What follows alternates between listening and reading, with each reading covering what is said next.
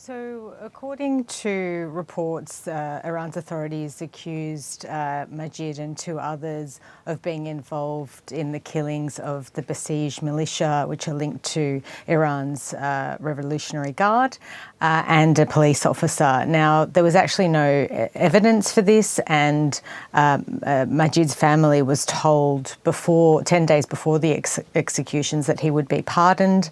Unfortunately, that didn't happen, and him and two other men were hanged on Friday, the 19th of May. Since Majid was murdered by Iranian government, the special police have been terrorizing my family. They prevented my family to having even a funeral for him. Like, they've not even been allowed to mourn when my family tried to just gather at his mother's house. To grieve, the Iranian special forces stormed to her house and beaten up all the family members and arrested Majid's two brothers and a sister and smashed everything. So Nassim, what is the family calling on the Australian government to do? So the family had asked, prior to Majid's execution, had asked for the foreign minister to intervene, to name him, to help. He was never named. It was only after his execution that the foreign minister then tweeted about it. But beyond that, they're also calling for governments, including Australia, to stop doing business with Iran, to list the military arm of Iran's government, the IRGC, as a terrorist organisation. A recent Senate inquiry actually called for that, but there's been no moves towards progressing that listing.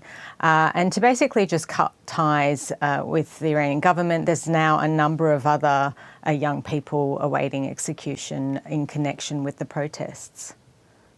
I begged Australian government and Minister Wong to just pick up the phone and speak to the Iranian foreign minister and ask about their release or even having a fair trial instead of the sham trial that they run, which they refused.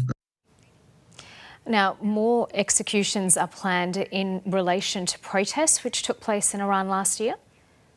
That's right. So there's 7 others facing imminent risk of execution. And in addition to that, there's been a number of executions this year alone, 200.